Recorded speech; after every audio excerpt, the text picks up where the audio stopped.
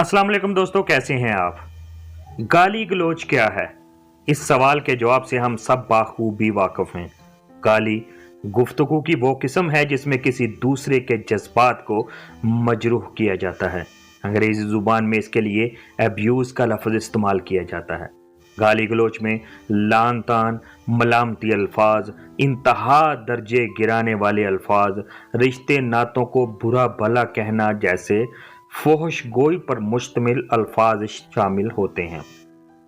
दोस्तों, गाली गलौज अहदे हाजिर की बढ़ती हुई खतरनाक बुराई है जिसकी लपेट में बच्चे, बूढ़े, औरतें सब ही शामिल हैं, चाहे वो जिस भी शोबा से मुंसलिक हों। गाली उसकी जुबान पर मौजूद ही रहती है। बाज लोगों की जुबान पर गाली आदत बन चुकी है और बाज लोगों के लिए गाली ग़िज़ा बन चुकी है।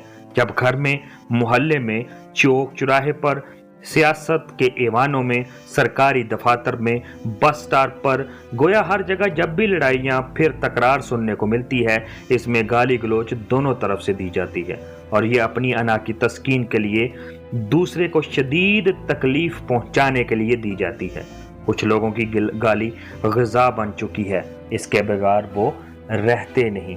हंसी मजाक में भी वो गाली दे रहे होते हैं। गाली गलौज का निशाना हमेशा हमारी माएँ और बहनें बनती हैं जिनकी इज्जत हम सरेआम उतार रहे होते और शर्म भी महसूस नहीं करते। दोस्तों, बच्चे फूल की तरह नाजुक होते हैं। आज जैसी तरबियत हम उन्हें देंगे ये बड़े होकर ऐसे ही बनेंगे और वो भी अपनी औलाद की तरबियत भी ऐसे ही करेंगे। ये सब समझने के बावजूद भी हम घर में मामूली सी परेशानी पर भी गाली दे रहे होते हैं। बिजली चली जाए तो बच्चों के सामने गाली दे रहे होते हैं। महंगाई की खबर सुनी तब भी गाली, कहीं कोई चोरी हो जाए तब भी गाली, मोहल्ले में किसी से लड़ाई हो जाए तो गाली। गोया हर वक्त और हर मसले पर गाली हमारी जुबान का हिस्सा बनी होती है। हम जो बात कर रहे होते हैं वो बच्चों के कानों में इनपुट हो रही होती हैं और फिर इनकी जुबान से वो बातें आउटपुट की सूरत में निकलती हैं। बच्चे गुफ्तगू का बहुत सा हिस्सा माँ बाप, स्कूल के बस ड्राइवर, असातिज़ा, दोस्तों और पड़ोसियों से सीखते हैं। मगर अफसोस की बात है हम तालीम याफ्ता होने के बावजूद तरबियत याफ्ता नहीं।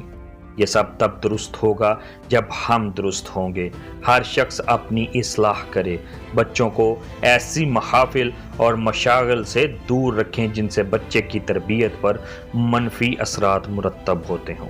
घर में खुद अपने बच्चों के साथ खेलें, उनको दर्स दें कि कैसे वो अच्छे और बुरे में तमीज़ कर सकते, ये चीज़ें उनको कैसे फ़ायदा या नुकसान पहुंचाती हैं। आज अगर हमने इस बुराई को ख़त्म ना किया तो ये हमारी नस्लों को उजाड़ कर रख देगी।